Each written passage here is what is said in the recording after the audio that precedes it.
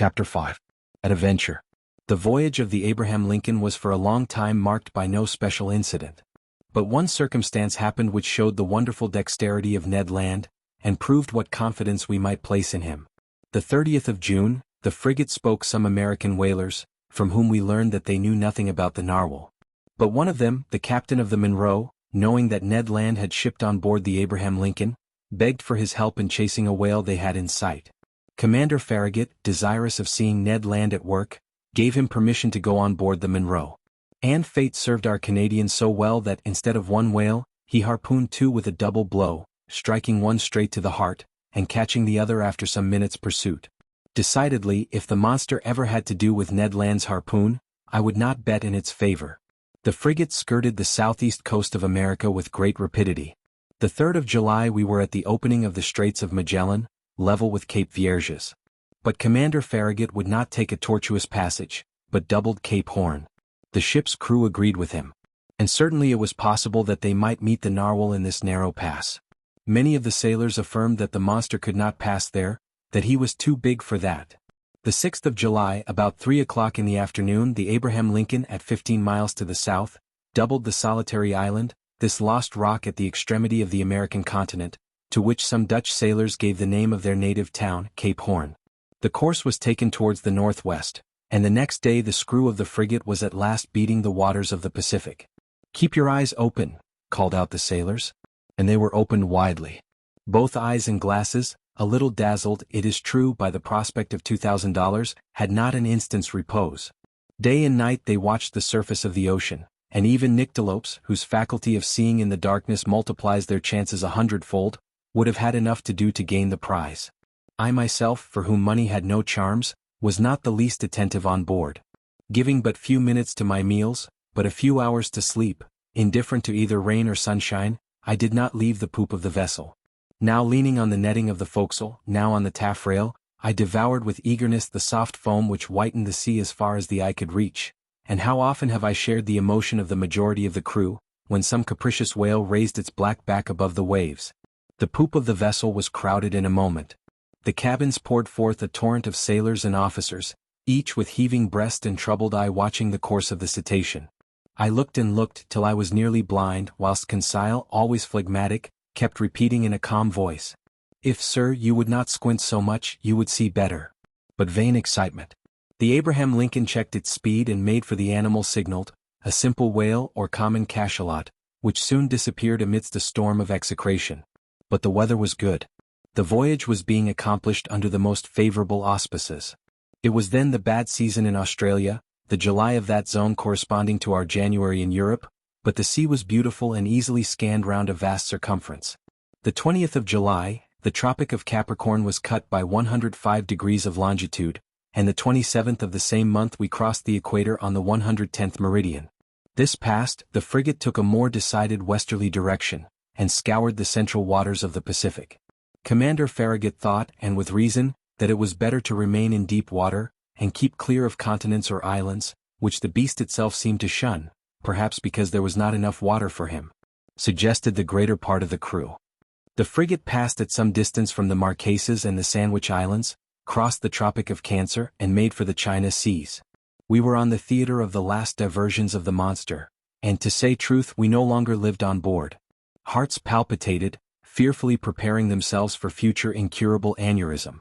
The entire ship's crew were undergoing a nervous excitement of which I can give no idea. They could not eat, they could not sleep. 20 times a day, a misconception or an optical illusion of some sailor seated on the taffrail, would cause dreadful perspirations, and these emotions 20 times repeated, kept us in a state of excitement so violent that a reaction was unavoidable. And truly reaction soon showed itself. For 3 months, during which a day seemed an age, the Abraham Lincoln furrowed all the waters of the northern Pacific, running at whales, making sharp deviations from her course, veering suddenly from one tack to another, stopping suddenly, putting on steam, and backing ever and anon at the risk of deranging her machinery, and not one point of the Japanese or American coast was left unexplored. The warmest partisans of the enterprise now became its most ardent detractors. Reaction mounted from the crew to the captain himself, and certainly, had it not been for resolute determination on the part of Captain Farragut, the frigate would have headed due southward. This useless search could not last much longer. The Abraham Lincoln had nothing to reproach herself with, she had done her best to succeed. Never had an American ship's crew shown more zeal or patience. Its failure could not be placed to their charge, there remained nothing but to return. This was represented to the commander. The sailors could not hide their discontent, and the service suffered. I will not say there was a mutiny on board, but after a reasonable period of obstinacy, Captain Farragut, as Columbus did, asked for 3 days' patience. If in 3 days the monster did not appear, the man at the helm should give 3 turns of the wheel, and the Abraham Lincoln would make for the European seas. This promise was made on the 2nd of November. It had the effect of rallying the ship's crew. The ocean was watched with renewed attention. Each one wished for a last glance in which to sum up his remembrance. Glasses were used with feverish activity. It was a grand defiance given to the giant narwhal, and he could scarcely fail to answer the summons and appear. 2 days passed, the steam was at half pressure. 1,000 schemes were tried to attract the attention and stimulate the apathy of the animal in case it should be met in those parts. Large quantities of bacon were trailed in the wake of the ship, to the great satisfaction, I must say, of the sharks.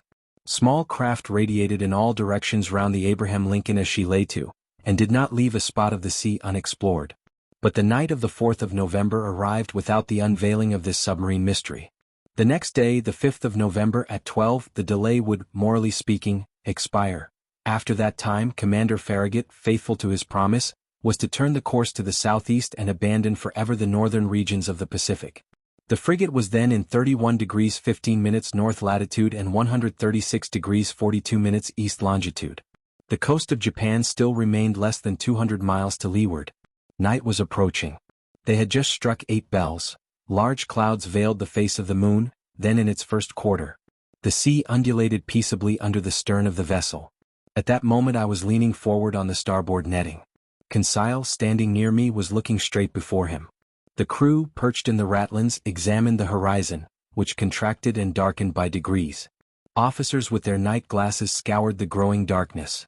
Sometimes the ocean sparkled under the rays of the moon, which darted between 2 clouds, then all trace of light was lost in the darkness. In looking at Conseil, I could see he was undergoing a little of the general influence. At least I thought so. Perhaps for the first time his nerves vibrated to a sentiment of curiosity. "Come, Conseil," said I, "this is the last chance of pocketing the $2,000. "May I be permitted to say, sir," replied Conseil, "that I never reckoned on getting the prize, and had the government of the Union offered $100,000, it would have been none the poorer." "You are right, Conseil.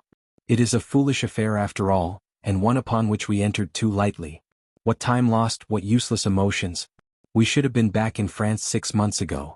"In your little room, sir," replied Conseil, "and in your museum, sir, and I should have already classed all your fossils, sir.